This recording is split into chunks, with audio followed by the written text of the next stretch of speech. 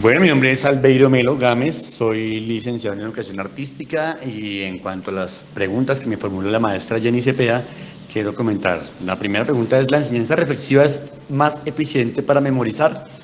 En este momento casualmente estamos ejecutando una clase de música y es importante la reflexión, es válida, pero es más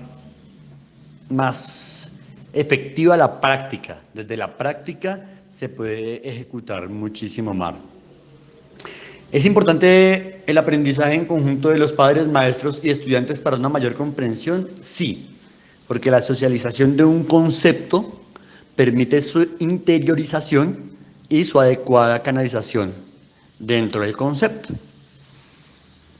Teniendo en cuenta la pedagogía autoestructurante y la escuela nueva, ¿qué pedagogía aplicaría para ese tiempo? La pedagogía autoestructurante, donde el joven, alimentado del aprendizaje significativo, toma los elementos del contexto y reúne lo que necesita para desarrollar su modelo de vida Mi nombre o es su Miguel Ángel estructura de vida. Bayona y soy docente en el área de Humanidades y Lengua Castellana, o más comúnmente Bueno, conocida respecto como a el la área de primera lenguaje. pregunta, que si la enseñanza reflexiva es más eficiente para memorizar, sí, y más aún teniendo en cuenta que esta enseñanza reflexiva va de la mano con las preguntas reflexivas.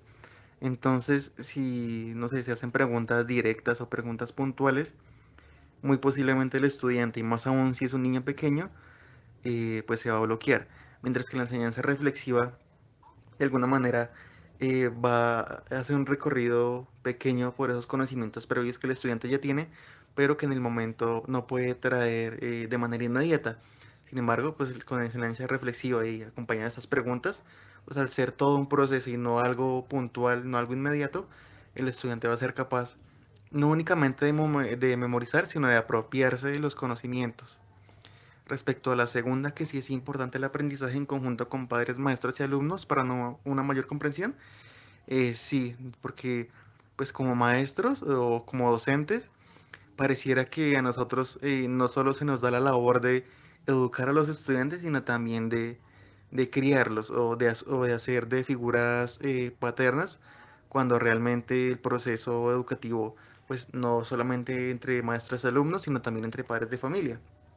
Entonces diría que sí. Y no solamente la cuestión del aprendizaje, sino también la cuestión de la evaluación.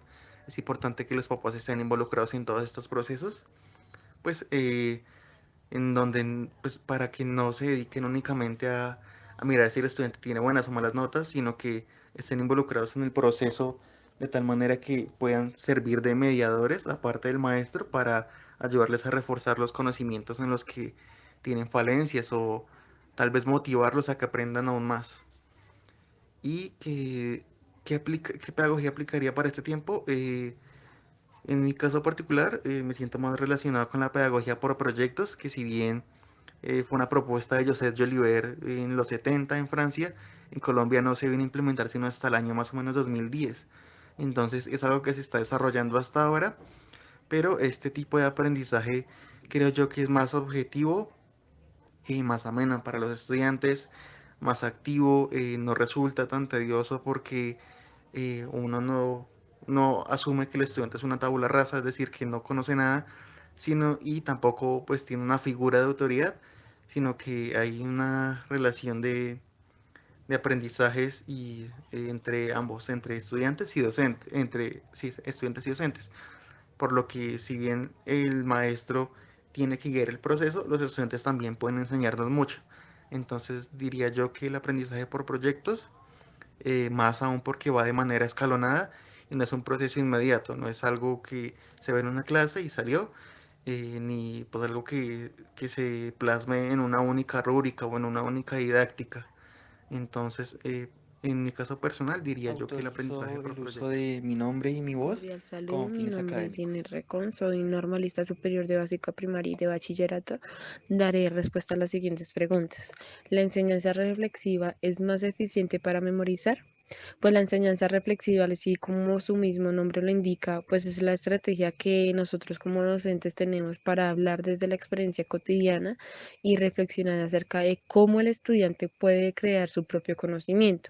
Y pues puede ser eficiente para memorizar porque pues mediante la reflexión y la experiencia de esta puede retener más el conocimiento. Pues aunque es importante aclarar que la educación no solamente puede ser memorístico.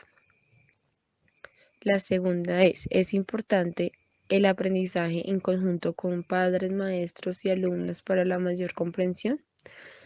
La educación debe ser un trabajo colaborativo en donde la comunidad educativa intervenga en todos estos procesos, tanto los padres, nosotros los docentes y los estudiantes debemos estarnos apoyando entre sí, pues con esto se logrará un mejor proceso de comprensión de los contenidos a dar.